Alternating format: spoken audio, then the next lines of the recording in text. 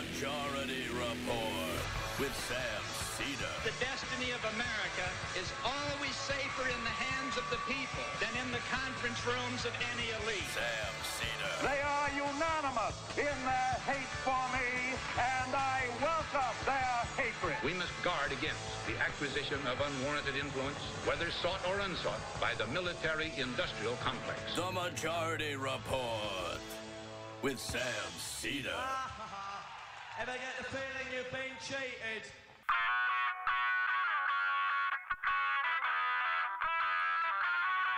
It is Wednesday, December 26, 2018. My name is Sam Seder. This is the 5-time award-winning Majority Report. We are broadcasting live, steps from the industrially ravaged Gowanus Canal in the heartland of America, downtown Brooklyn, USA. Yes, ladies and gentlemen, ho, ho, ho, ho. Hope you had a Merry Christmas. Today is the day after Christmas. Is that Boxer Day? Or maybe that was 2 days ago. I don't know. This is Canadian Christmas or something like that, right? I think you got it right. And we are on vacation. But we are playing our best ofs, ladies and gentlemen. That's right. Maybe you missed this the first time around. Maybe you didn't. And remember how great this episode was. But we have 5 of them for you lined up over the next 5 days. And today we have Julie Wilson, author of Neoliberalism, a textbook. We hear about neoliberalism constantly. People throw it around. I would say 75% of the people who use it on Twitter don't know what the word means. They're close, but it is more often than not, they don't know what they're talking about. After you listen to this episode, you will know. You will be able to use the term neoliberalism with the confidence that you know what you're talking about, not just blathering out of your backside. I have no idea what's going on now. Speaking of as if it was the 26th, because I'm on vacation, and I'm recording this prior to that, so I can't see into the future. Hopefully, Donald Trump is, at the very least, in Mar-a-Lago.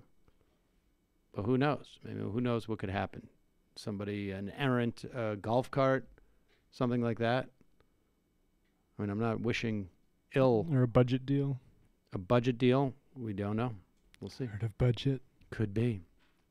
All right, so sit back, enjoy this, and Matt has some best ofs.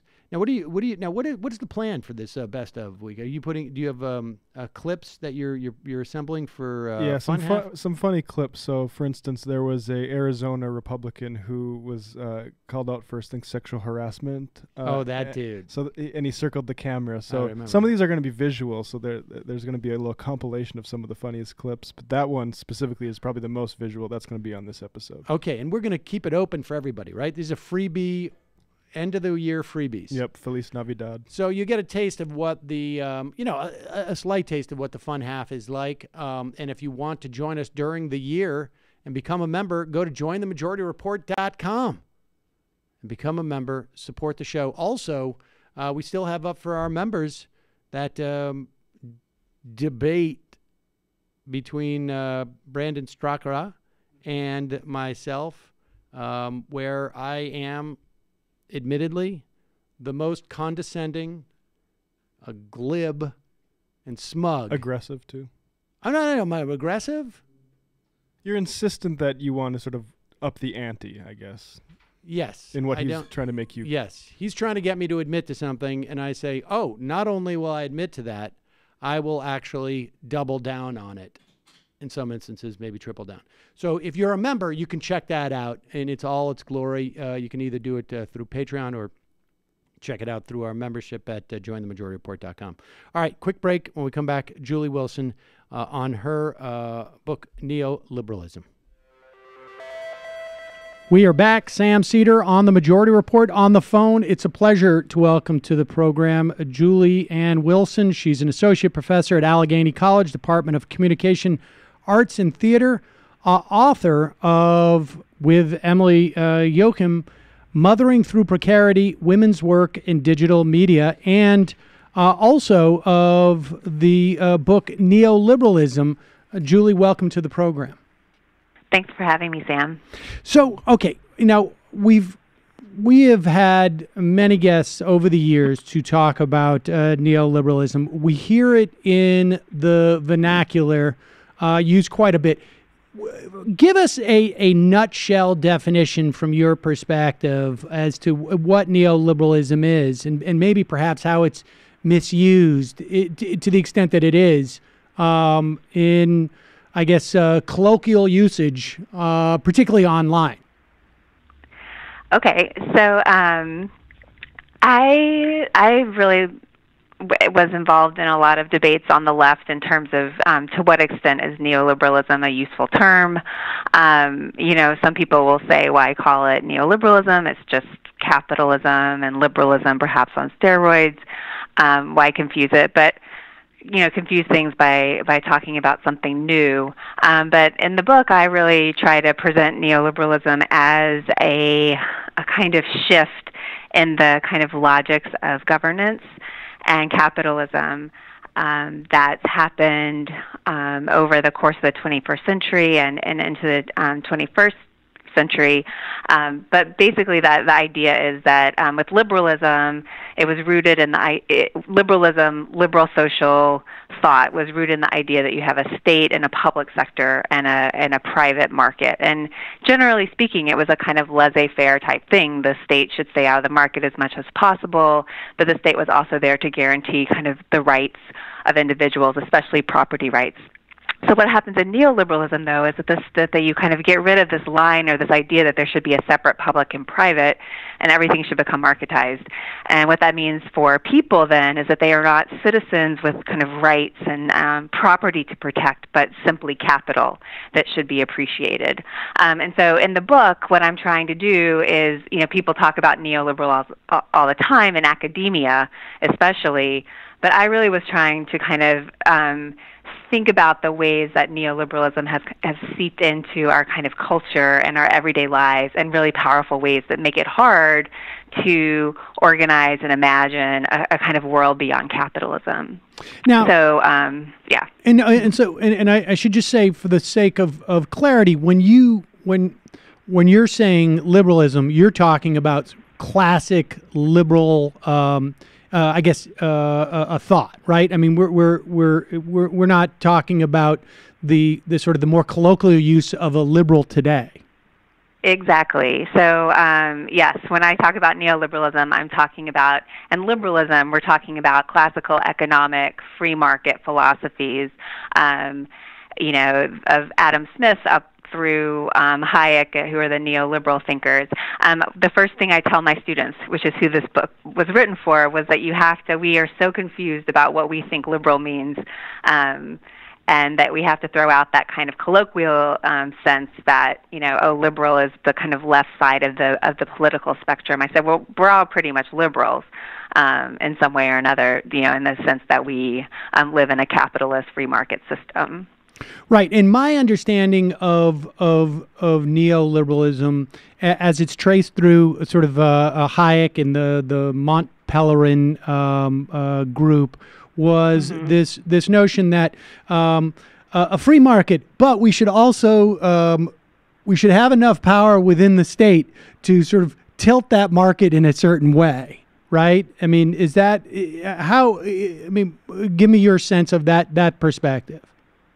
Yeah, so I look at it as neoliberalism actually wants a very aggressive state, but it's not a state that's doing things like taking care of citizens or providing a social safety net. It's a state that's aggressively promoting and protecting private markets and kind of free enterprise, and without a lot of concern for monopolies or kind of power imbalances or anything like that. So, for example, with my students, which kind of, and this goes to the point about the colloquial ways we think about liberal in our political discourse.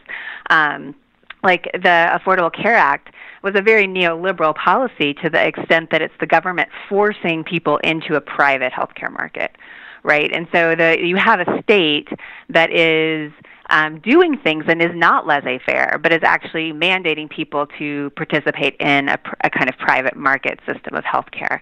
And that's just one example of the kind of more left forms of neoliberalism versus the more right forms, which tend to think that the state shouldn't do anything except help rich people get richer. Right, and so an example of sort of a conservative form of neoliberalism would be one which, I guess, a so-called right-to-work legislation, right? Exactly. Or ones that inhibit the power of labor, let's say, over capital. Or promote the power of capital. All right, and I think that's important because there is so much confusion out there about these terms. I'm curious as to just an aside from the moment, how many of your students, like when they come in and they hear these things, like where are they situated when they hear this? Like how much understanding do they have of these terms that I imagine those who are attracted to take your course in the first place have had some interaction with those terms? Yeah, so the reason I wrote the book and started teaching a class that was dedicated to the concept of neoliberalism was because students would see this word come up in the books that they were reading or the articles that they were reading, and they kept just telling me they just still don't understand it. And the more I would read the literature that came out, just unpacking the history and all of that, I said, yeah, we're going to really dig in.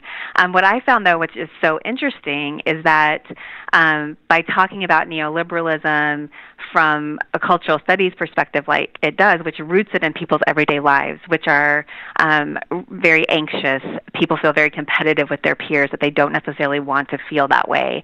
They have a lot of personal kind of pain, and these are kids that some kids that we might write off as like, oh, you're privileged and you shouldn't worry about that. But in the space of the class, it was interesting to see how students could all kind of find their way into this and from a critical perspective, while also not necessarily saying everyone's the same under neoliberalism. We could start to talk about racial injustice and gender injustices and those histories in ways that people didn't get defensive because they were starting to see that neoliberalism was kind of like this, horrible thing that we're all kind of caught up in. And for the most part, I teach a lot of economics students who are majors in economics and then take our more cultural studies classes as their minor.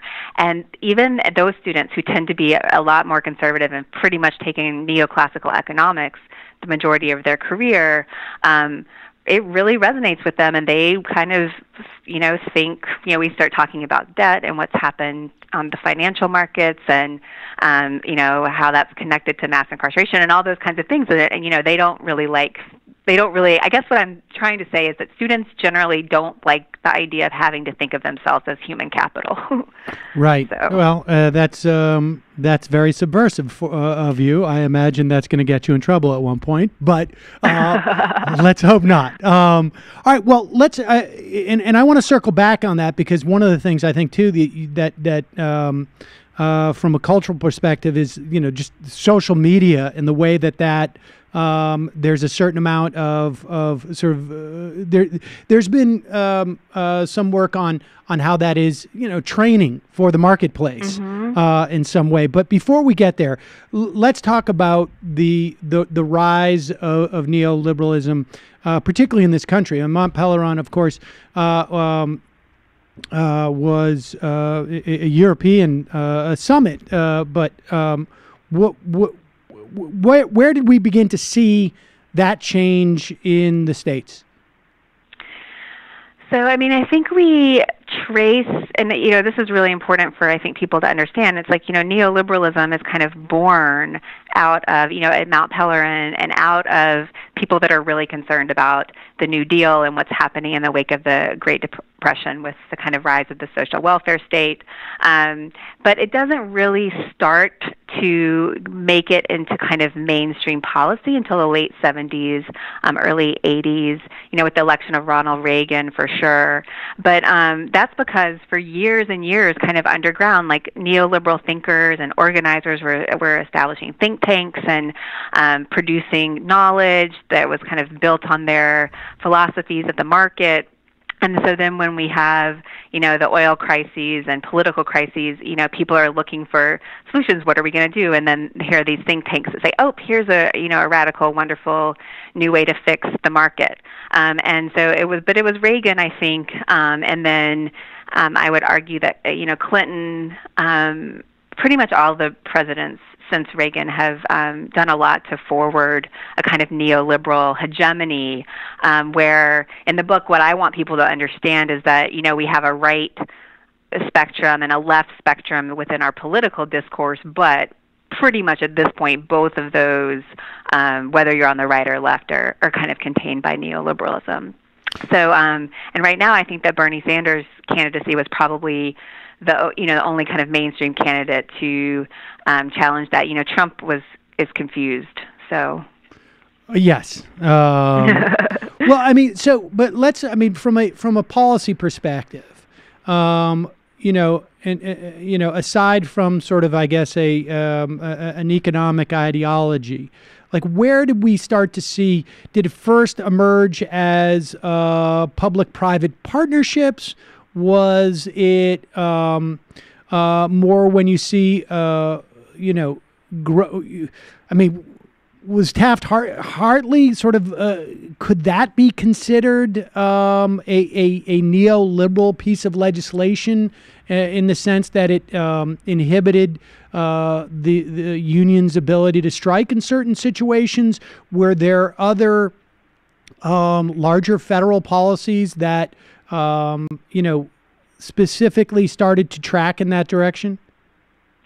Yeah, so so to be clear, I'm a cultural studies scholar, but yes, my history on the policies is like the actual dates. But yes, Taft-Hartley, I think Reagan, like going after the labor unions, that was like one of the first big, that was one of the first moves, is to break the power of organized labor. I think that famously also had the air traffic controllers strike, and he essentially broke that union. That was Reagan, yeah. And then, but also the kind of what's happening with the markets, and when moving away from the gold standard, all that, the rise of kind of the global financial markets at that kind of level, and then at the level where I think that I spend most of my time thinking about, just in terms of the kind of Clinton's dismantling of welfare, and the kind of three-strike rules. This is the state basically saying that if you're going to promote private market competition, and the state ceases to really care about its citizens, but to care about kind of global competition in a world market, then you have to kind of have these law and order policies that kind of lock up populations and police populations that are disposable and not necessarily desirable. They're not human capital, right? Those are people that can be relegated to social death. And so what do you do with them at that point? So I think Clinton basically creating policies that tell people, they have to go to work, giving tax breaks to companies to engage in these highly exploitative practices, which also poor people, which also help to break the power of unions as well. Like, I think that's a real crucial moment. And then, of course, you've got, NAFTA and all the free trade deals and all of that stuff that's happening around the same time as well. What are the 4 Ds that you talk about in your book? Well, so I kind of just was trying to, because this book is kind of big picture. I want them to kind of understand like how neoliberalism shapes our kind of social totality, if you will. And the 4 Ds are, I wanted to give students a way to really theorize what are the consequences, the critical consequences of living in a neoliberal world. And so the 4 Ds are meant to kind of capture those. And so the first one being dispossession, right, which is something that David Harvey talks about, accumulation by dispossession. But really what I want people to understand is the way that neoliberalism works to dispossess people, citizens of basic rights, of money, of security, and all of that. And then, in a way, what Harvey's talking about is a very kind of economic dispossession that happens with divestment and kind of neoliberal policies. But dispossession we can also think about it as political and cultural processes as well. So I talk about the second D, I think, is disimagination, and that's what happens when we can only think about ourselves as human capital. We kind of find ourselves in a state of what the late Mark Fisher, called capitalist realism, right? And we just have to think of ourselves as a brand, and it's about competition and growth.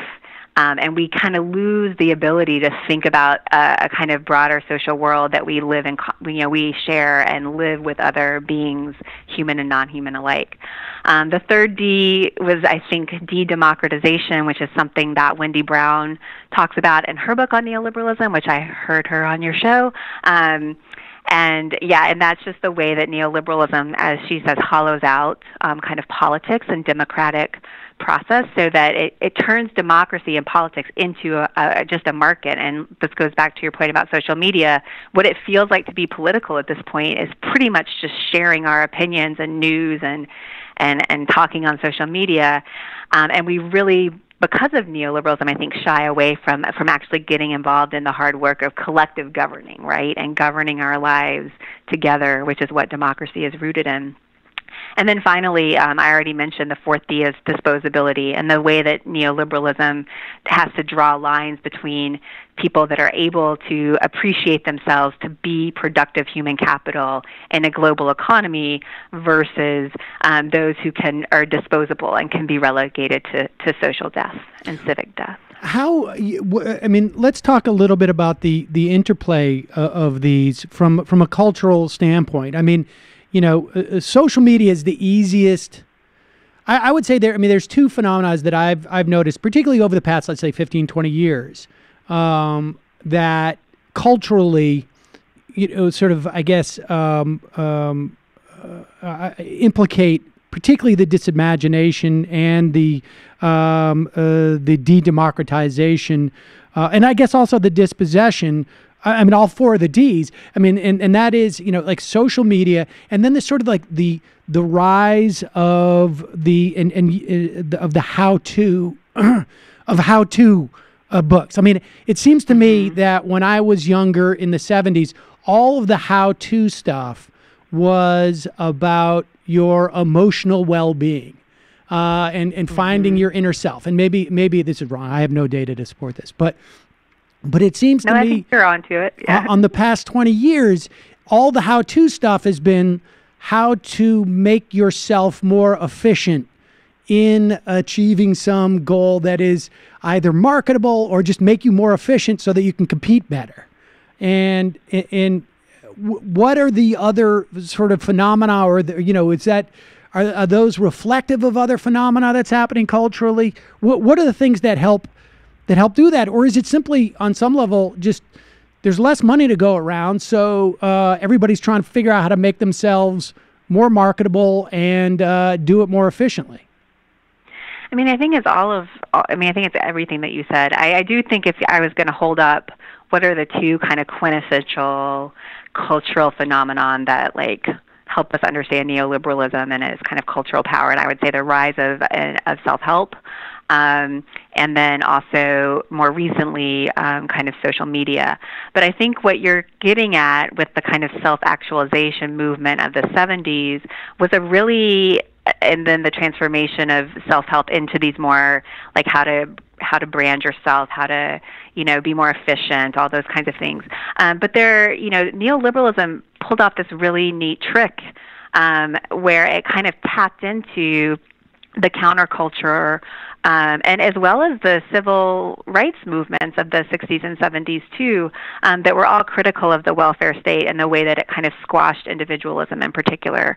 And so in order to kind of be liberated, right, you needed to kind of really get in touch with yourself and not this kind of bureaucratic, oppressive state. And then, but what that does is it basically turns that, which all those movements, and there's some good things about that that historical moment. But it really taps into that, but then basically puts it in the service of neoliberalism, creating a world where people have to take personal responsibility for your life. So there's no more safety nets. People have to kind of do everything on their own. They are supposed to live their lives as in competition with their fellow citizens and whatnot. And so how do you do that? That produces a lot of anxiety, a lot of insecurity. Well, then you have self-help kind of stepping in, and instead of being a force for like personal liberation and like you said, maybe getting in touch with yourself, like those kinds of things, it becomes a kind of way to control and govern the population as kind of they have to be these disconnected, alienated individuals solely focused on their own appreciation in the market. It's interesting. I mean, that dynamic of in the I guess the late '60s and maybe the mid '60s and certainly I think in the '70s that ran sort of I guess concurrent with the civil rights movement, but was one part of the counterculture. The turn on, tune in, and drop out. I guess it was Timothy Leary, but that attitude of like sort of create your own reality and putting the individual outside of the collective. I mean, I guess that's part of that phenomena, right? Like where the idea was drop out of the conformity, but it turned into reject collectivism. Right. Exactly. And I don't think that it necessarily, there was, history is totally contingent. I don't think things necessarily kind of had to go that way. But I think that because there was that kind of sensibility within the counterculture that was very strong and very seductive in a lot of ways that you could understand, and then to have the rise of neoliberalism kind of riding on the backs of those moments and these kind of cultural phenomenon. And you have, marketers, this is also around the time of the rise of lifestyle marketing and new psychographics and all that kind of stuff. So there's just like a whole convergence of forces, I think, at work.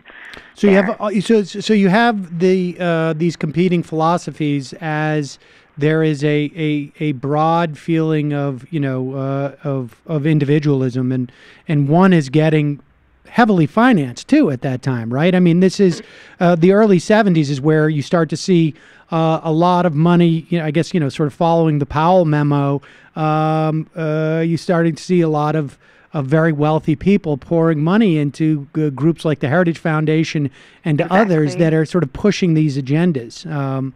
And now you also talk about the hustle. Self-enterprise and the neoliberal labor. This is, I guess, sort of a more of this, 4-hour work week type of stuff. Yeah, so basically the way the book is kind of mapped out is the first half is supposed to give you kind of a broad sense of the history and what is neoliberalism and like what are the kind of big consequences. We talked about the 4 Ds and then I use the education system to kind of help people see how this all plays out. But then the second part, I really want people to see and understand the kind of way that neoliberalism kind of encompasses all dimensions of our life. So the chapter called The Hustle is about labor and how our working lives, we all have to work, we all have to figure out a way to get by.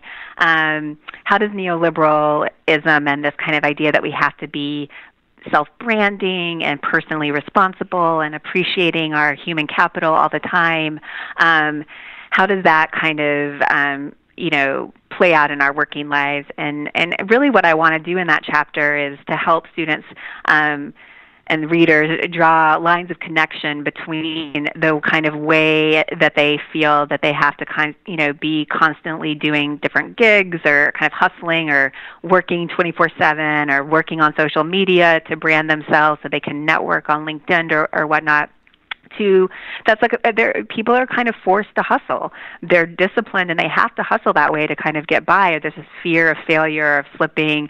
But there are also ways that the state, it's not, you feel like a free agent, but the state is also forcing people to hustle too, whether it's through the kind of shifts in welfare, which force people into really crappy jobs, or whether it's the way that we have rethought, for example, how we finance higher education, so that young people who are in my classes have all this debt, and that means that they're going to have to take certain jobs instead of others, or think about their lives in particular ways.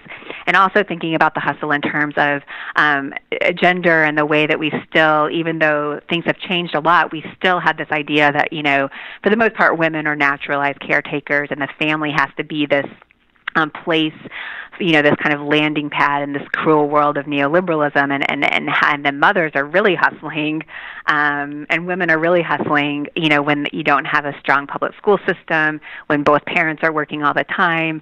So I was really, in that chapter, really trying to think about, okay, what happens to work in neoliberalism, and what are the connections between all these folks that might feel really divided along perhaps racial, gender lines, but we're all hustling. That was the kind of thread of it. The student debt thing, I mean, is it seems to me is a great example of how the state contributes to this. I mean, the idea, aside from the shift over the years from providing if not free, a very low cost public option in most states across the country, or many states, I should say, through the 40s and the 50s and the 60s, versus now student debt being virtually the only debt, as far as I know, that is not dischargeable in a bankruptcy is pretty stunning. I mean, yeah. It doesn't matter how rock bottom you get, you're going to always owe that money for educating yourself. It really does, for make it irrational for you to follow a career trajectory that is not going to allow you to pay off that debt. Right. I mean, if you have that option, which isn't necessarily there, and it's pretty stunning. And from an educational standpoint, and maybe we how else is it primarily through higher education, or do we see this in other aspects in terms of the state and education? Are charters a part of that? Yeah, I mean, I think neoliberalism thinks that, and the neoliberal thinkers think that you're going to get a good and just society, and like a kind of true entrepreneurial society by privatizing and marketizing everything. So that means schools too. So public education is, the idea that the state, or collectively in communities, or however you want to think about it, that this is something that we do together, like education, and we provide resources, and we, the idea is that, like, let's create a competition amongst schools, and that will, provide a better education, and the cream of the crop will rise to the top. Through that kind of system, as opposed to, again, a bureaucratic kind of top-down public education system. So yeah, I think, and again, we're fighting, battles over this. How do we preserve public education? Healthcare is another example too of the way that the state is kind of, involved in perpetuating neoliberalism in certain ways. But I think, again, that we're also still, especially in the realm of education, I think more and more people are growing, I don't know, like, it's not acceptable to have this kind of standard-driven, benchmark, test-heavy system. We see more and more resistance there. And I think that that's a potentially kind of galvanizing issue. But again, the hard part is that, if you don't want your students in that public education system, then you put them in a charter or a private school, and then you're still contributing to neoliberalism in certain ways. So it's a really tricky, thorny issue. But and talk about you have a chapter, the moods of enterprise, neoliberal affect, and the care of self. Is that more of the way that we imagine ourselves in the context of, I guess, what makes for the better self in this type of era? Yeah, I was trying to think about what we talked a little bit about earlier, the rise of self-help, but how in a neoliberal world where you're human capital are you supposed to care for and kind of cultivate the self? And I want to address head on because so many of my students struggle with mental health issues of anxiety, depression, and there's a lot of great research out there on the connection, and more and more is growing, and the connection between the rise of neoliberalism and the rise of widespread anxiety and depression. So I wanted to kind of confront that and then think about what are the two kind of, I guess you could say, trends within self-help, or what are the kind of ways we could think about what's going on there. And one of those is about the kind of financialization of the self that Randy Martin talked about in his book, The Financialization of Daily Life. And that's, again, how does that change the way we move through the world and the way we relate to other people and think about our bodies and think about our possibilities for being with other people or for social life when we have to think about ourselves in terms of finance, right? So I kind of try to give some examples about how that plays out through apps and wellness apps and whatnot. And then the other one is a term Can I just from, say that, I mean, it's because my daughter is, insisted on getting Sweatcoin, which pays her some type of faux cryptocurrency for exercise.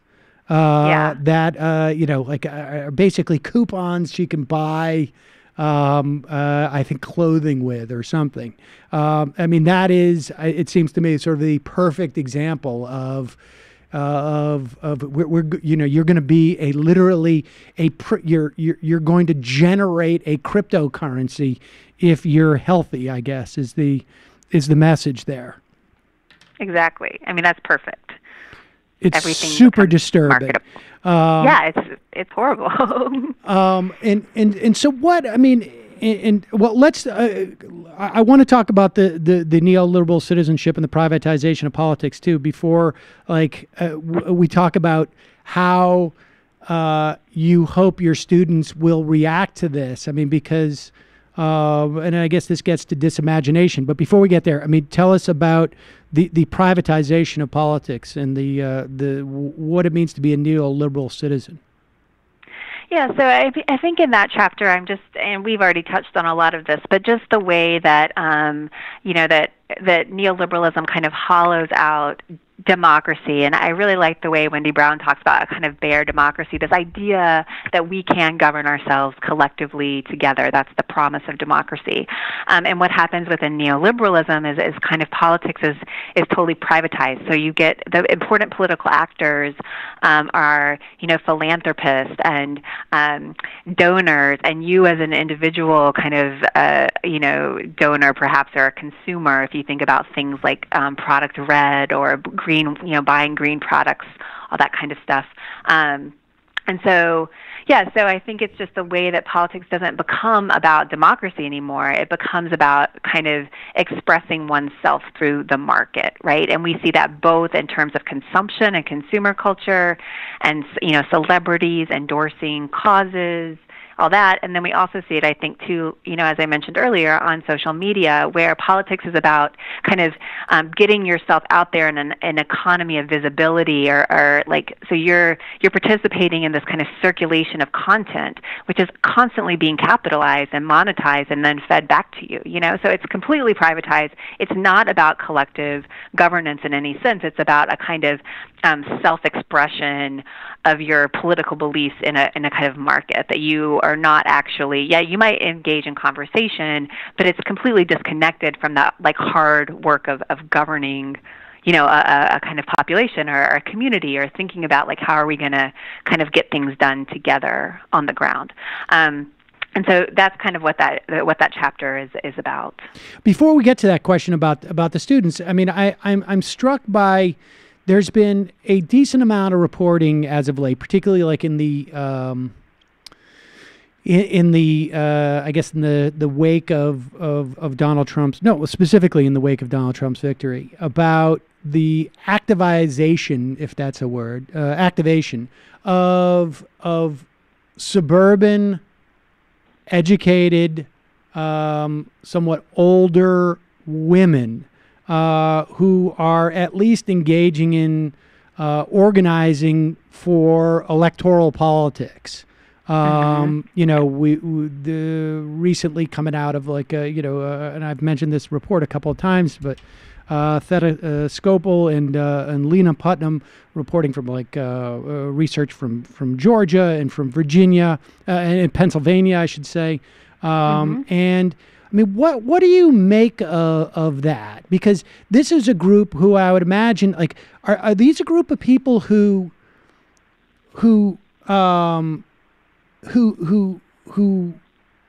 are not necessarily imagining themselves, have not been raised in formative years with this like sort of intense idea of marketing themselves in the way that, let's say, my 12-year-old daughter certainly is, and maybe even a 27 or 30-year-old is. I mean, is there what's going on there from your perspective, or is that, I mean, from a cultural standpoint? So, I mean, it's hard to say, what's going on with specific people and communities, but I can talk about where I am, and I see a lot of connection. So it's funny when I'm writing the book, because a big part of it is that, like, I want people to see that, like, neoliberalism is not working, right? And people are really disaffected from it. They're, like I said, my students are sitting there, even though they've been pumped with this ideology their whole life, but they're like, oh my God, this is not the world that I want to live in, and thank you for helping me understand why I feel so terrible about my existence and how I can start to, think differently. I think that everywhere, people are sensing the cracks and the fact that this is not a kind of way to take care of each other. I think most people, I'm one of those people that believes that, like, human beings, tend to be actually really concerned about, their neighbors and want to take care of people. And, neoliberalism has told this story that we all have to be competing and fearful of each other.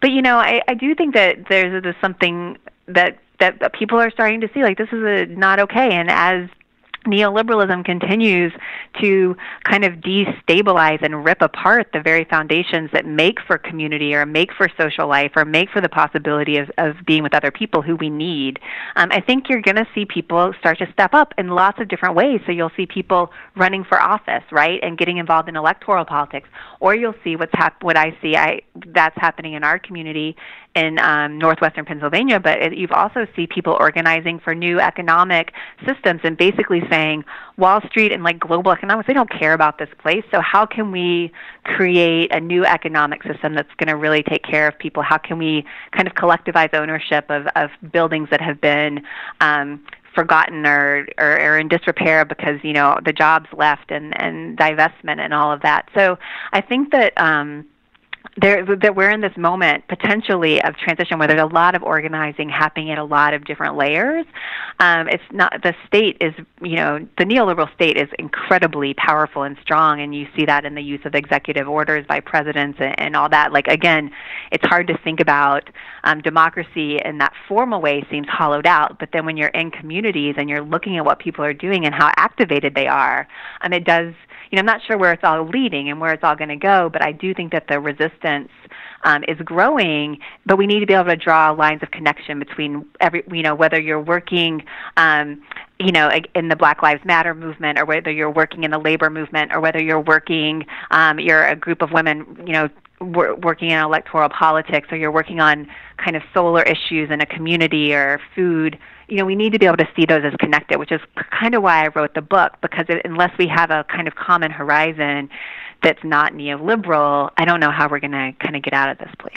All right, so let me just talk about the kids, because I just, like, I wonder, and I should say students, what are we, and because I have a hard time sort of imagining, on some level, like, what I would do if I was someone that age today. How do I, as an individual, create a situation where being a citizen, being a member of the community, being involved in multiple communities that is not organized by, likes and assessment. I have a tough time imagining that for them. And frankly, I sit here and on a daily basis, the number of hits on YouTube or the downloads that I get or are relevant to my well-being and my kids' well-being on some level. Yeah. I mean, so once they've read this, once they have sort of said, oh wow, yeah, I recognize this in my life, and it is a bit of a drag. Like, what's the next step? So we talk about this a lot. In the book, I try to prompt them to think about little ways that you can, and just in the course of your everyday life, that you can start to kind of resist the stranglehold that neoliberalism has on your imagination. And that could be in the realm of friendships. Maybe, I'm a media scholar, so I'm kind of wary when people say, oh, the problem's all media, just get off social media. But thinking about what are your friendships like, and we read stuff and think about what might make for more deep friendships where you would start to trust other people again. Because, I feel very far away from my students when I talk to them about their relationships, whether they're romantic relationships or friend relationships. There's no sense of trust, and there's a lot of fear. And a lot of my best students, that are really critical and want to change the world, they're incredibly alienated from each other, right? So in these very little ways, how do you start to forge relationships with trust and whatnot? My college, I'm in the communication arts department. I also teach in community justice studies. We do a lot of community-based research and a lot of community-engaged work. And so getting students into the place in really meaningful ways where they're interacting with folks that are different from them, and kind of seeing the process by which, how is the city going to kind of deal with the opioid crisis right now? Or, there's a huge amount of community organizing going on. And in one of my classes right now, we're having our students interview those people and create podcasts about the work that's happening in Meadville. And that stuff is incredibly transformative. And then thinking about leaving college, they wrestle with the problem. I'm going to have all this debt. I want to resist and, whatever, but I can't do that. It's going to ruin my credit score. And we just talk a lot about, it's not you're never going to be free from it. I'm a professor, and, I have to worry about the same things you do about how many books am I, social media, we live in this world. But in other ways, too, I get to kind of be part of things that are happening here, part of the education, and helping us think, how can we kind of push beyond it? But I do think a student emailed me just 2 days ago and said, Julie, she graduated a couple years ago. She's like, I didn't understand what you kept saying about you just got to get involved in kind of your place in your community, in the kind of local, again, that kind of feeling for democracy and working with people that you might not like that are different from you. She's like, I did that. Instead of being on social media, posting my kind of feminist posts, and I'm so mad at the world, I got involved with my local library, and it's been hard and frustrating, and it's so much better than spending my time on social media, right? But I think, there's, again, it goes back to there's just lots of layers of organizing that I think we all have to, Naomi Klein said in her book, This Changes Everything, it's all hands on deck. So I try not to say, oh, this is the right way to do it or this is where you should be, but it's a kind of we've got to kind of everyone do what they can do from where they are. Well, and lastly, what do you think that fear and lack of trust, where does that come from? What is it? Is it a function of the is that a function of the fact that as opposed to when I grew up, I had far more ability to regulate what parts of me I would share with friends and what they could do with that? It just seems to me that, as I look at, youth today, they can't escape their past because it will live online forever. They can't regulate really in any meaningful way what they share with people through the means in which everybody shares stuff now, right? I mean, you could say I'm only going to okay certain friends, but the stuff is digital. I mean, is that what makes everyone somewhat, I guess, distrustful or guarded, or what is that? I think that social media kind of epitomizes and is kind of like a neoliberal machine, but I would say it's even more fundamental than that. So if you are kind of growing up in a world where every day and everywhere you look and when you're in school, you're kind of interpolated or hailed as capital, as human capital, as this thing that has to constantly be growing, right? Then the possibility of failure is everywhere and terrifying, and everybody's competition. Exactly, everyone is competition, so you can't trust them, you can't take those risks, and you have to be constantly focused on yourself. But I think that what that does, what social media brings to that, and that's a terrible way to move through the world, right, in terms of when you're thinking about organizing. But what social media does to that is I think create really kind of narcissistic subjects, and I don't mean narcissistic in the sense that they love themselves. I mean that it's so fragile because you can always get, if you're online, you can always be looking for that confirmation of growth, right, or confirmation of your capital or appreciate. I got this many likes. I texted this person that I like, and they texted me right back. So it's this constant.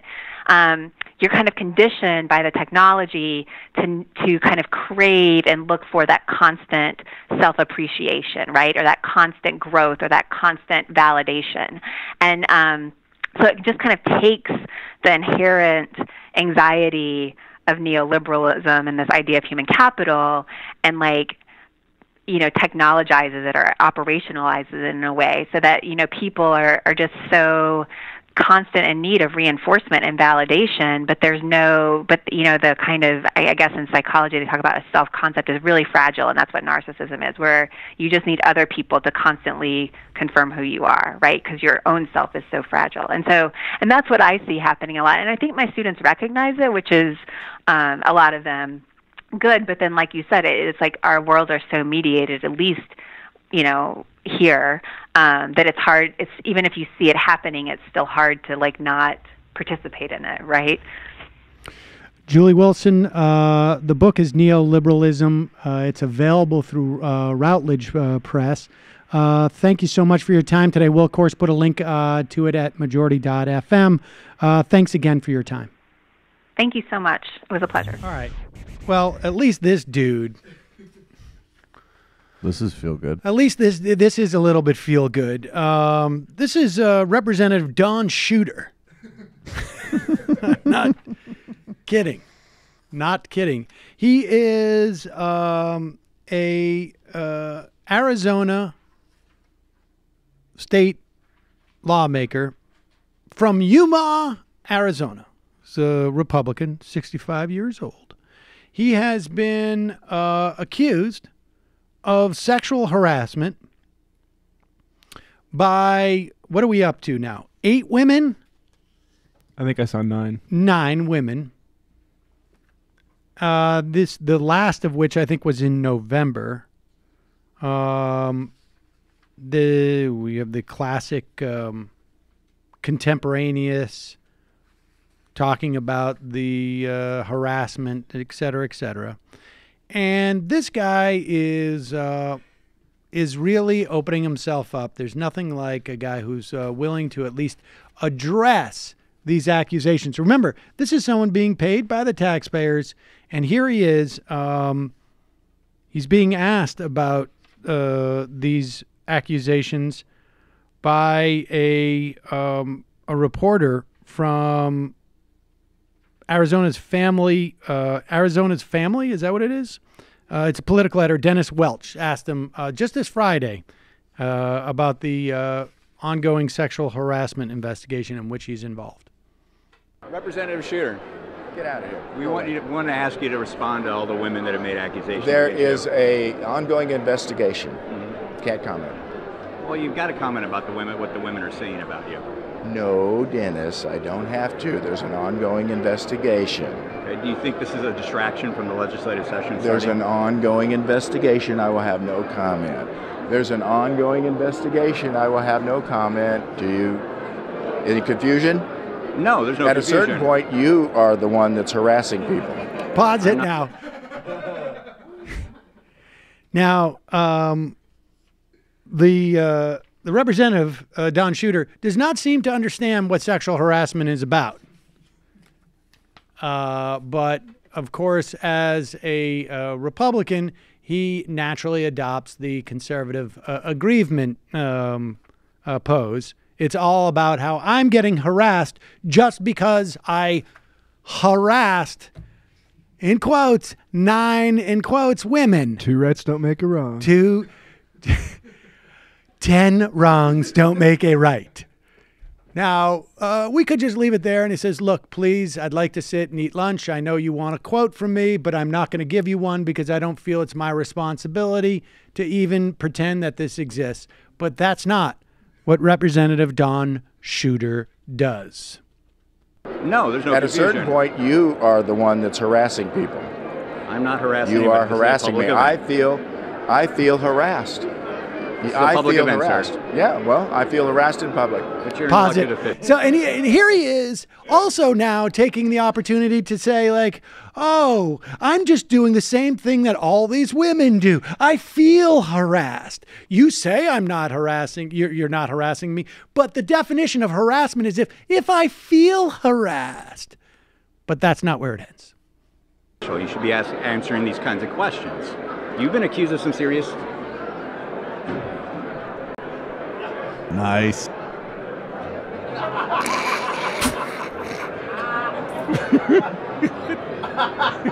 What are you doing? What are you doing? Why'd you do that? Seemed like the right thing to do. Wait for it. Wait for it. This is the best part. It's coming. And a nice little sip of ice water. Oh, my God. So if you're just listening to the show, go to YouTube and watch our clip of this. He at one point decides that the right thing to do was to, all right, well, here, let's play it again. Here he goes. So the reporter asks him, like, look, you got to talk about this. And Shooter sort of walks off, and then he realizes, like, he's still on camera. And so he walks up into the face of the camera. And as the camera tries to turn around away from him, he keeps following the camera with his face right in the camera and does a full 360. It's like a do-si-do. Go ahead. Questions. You've been accused of some serious... There he goes. He walks up into the camera, into the face of the camera, into the face of the camera, staring at the camera. And the reporter is just like, what are you doing? He does actually a 720. What are you doing? What are you doing? Why'd you do that? Seemed like the right thing to do. He's so confident. Seemed like the right thing to do. He just went over and wet my whistle here. Little sip of water because I feel like I might be having a heart attack. This is what happens when you elect dumb jocks to office. Like, seriously, he reminds me of the kid from American Vandal in this clip. He's totally trying to intimidate Felt them. like the right thing to do. You're a harasser. You're harassing. Gets used to harass you now. It's you. There was a quality where he felt like, I think what he wanted to do was get into a physical confrontation with the cameraman. And then he realized, like, I can't do it. Yeah. And so he's holding himself back as he spins around. Like, it's just like, I'm going to count to 10. What kind of existential moment is that for him? Just looking into the dark lens, realizing like he's like really humiliated himself. Never going federal. I'm never going statewide. The girl at the Arby's wasn't even that hot anyways. That cameraman went to the same school as that guy that kept the camera on Trump after Dickerson asked him about Obama being like worse than Watergate, and Trump went back to his desk and like just shuffled the papers. Got papers, lots of work, paperwork, things to read. I've moved on with my life. This is what I'm doing. Totally over this interaction, means nothing to me. Definitely not having an impact on my emotions.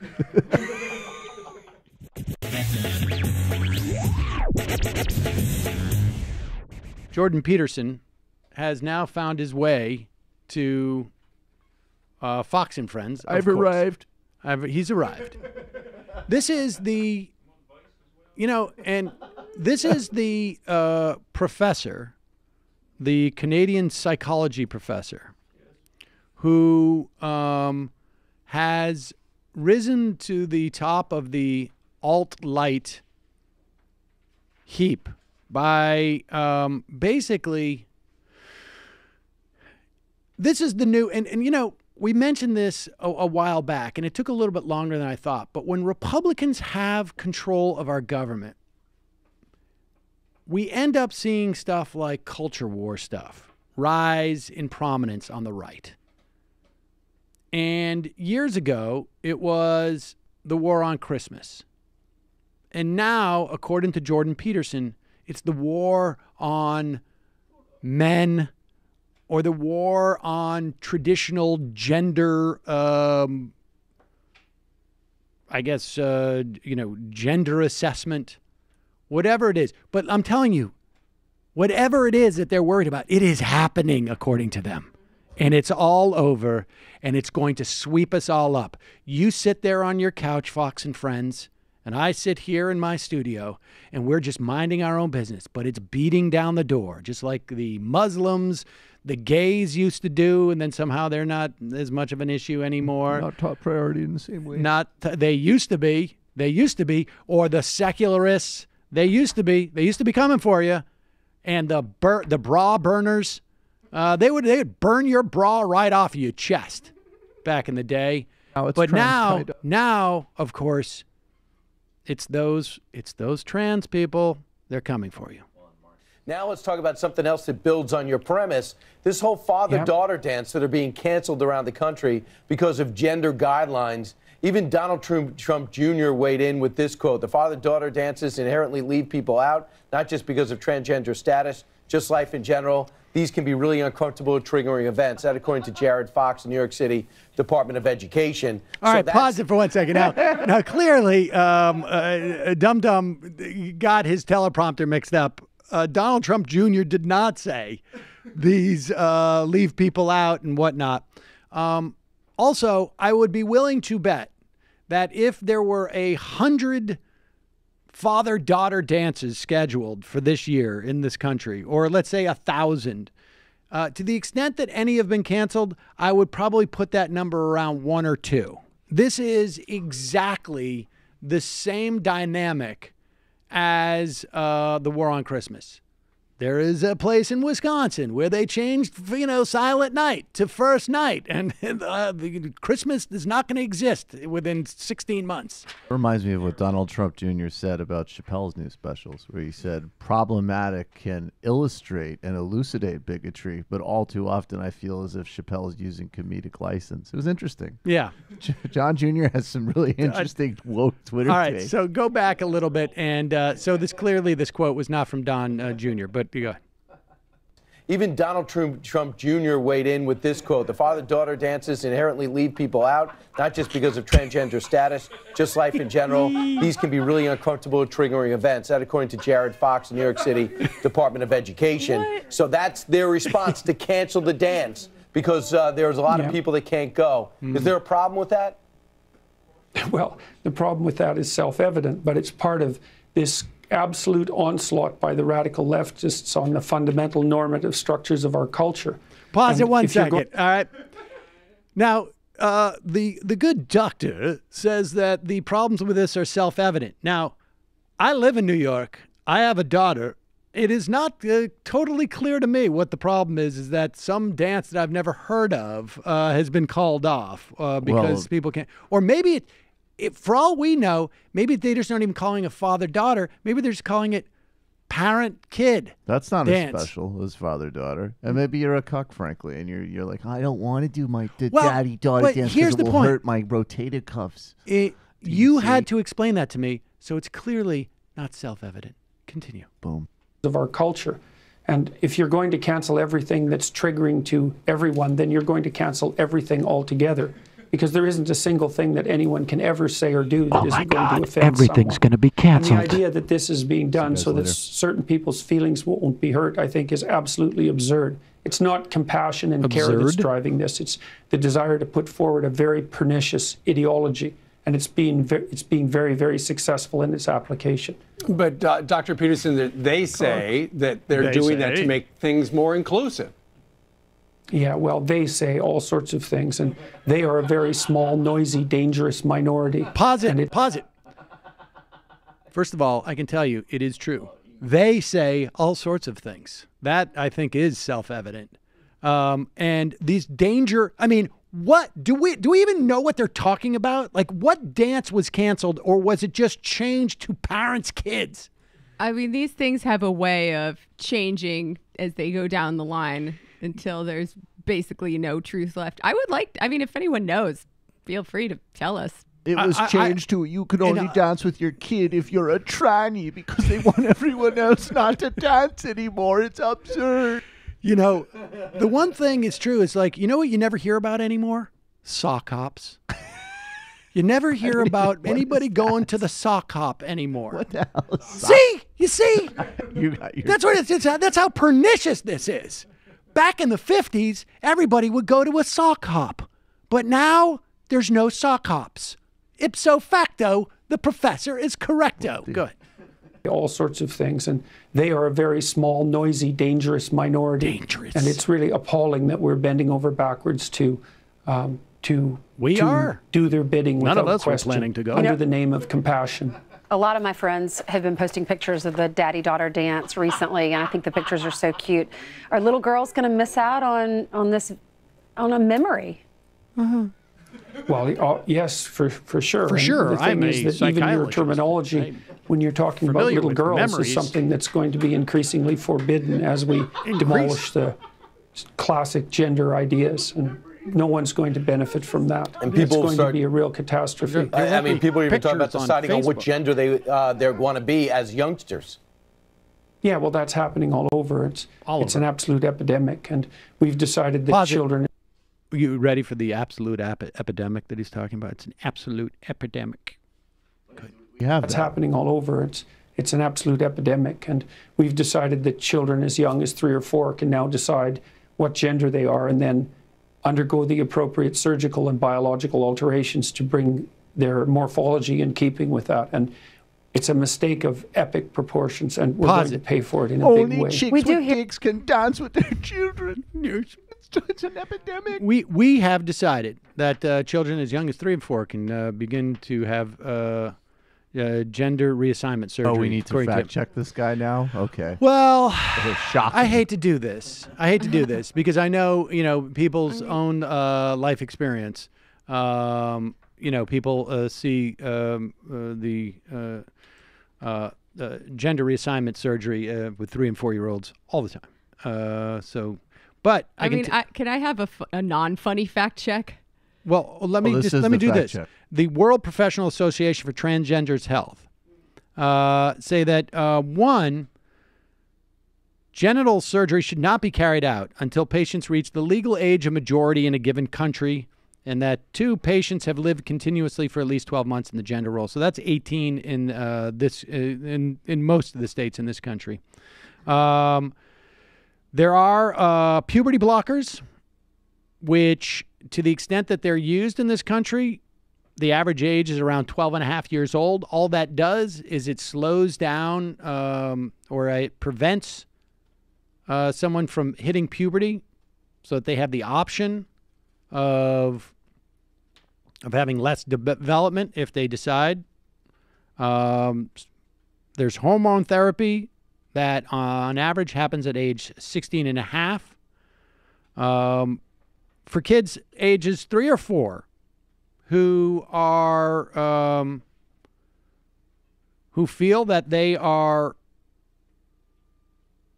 ID'd or their gender is different than what it was given at birth, they do stuff like dressing like the other gender, or styling with their other gender, or living in congruence with the other gender in some fashion or another. But of course, it's epidemic proportions. It's the same weed. I can't call my TA a fine piece of ass anymore. My language is restricted. You know what is an epidemic? Suicide among transgender youth. So, well, sorry if I don't find his bigotry amazing. Price must be paid. Price must be paid like, to maintain the normative. Like Shylock in Merchant like of Venice. He's such a bozo. It's archetypal thinking. But then I think about that, and it's not even funny anymore. Right. It sucks. Well, that's what this guy's going out there to defend. You know why you don't think it's funny? That proves my other point, which is that men and women can't work together anymore. Yes. In fact, let's tune in to Jordan Peterson, who just the other day said he wasn't sure that they can be in the same workplace. Here's a question. Can men and women work together in the workplace? Yes, I do it. How do you know? Because I work with a lot of women. Right. Well, it's been happening for, 40 years? And things are deteriorating very rapidly at the moment in terms of the relationships between men and women. Is there sexual harassment in the workplace? Yes. Should it stop? That'd be good. Will it?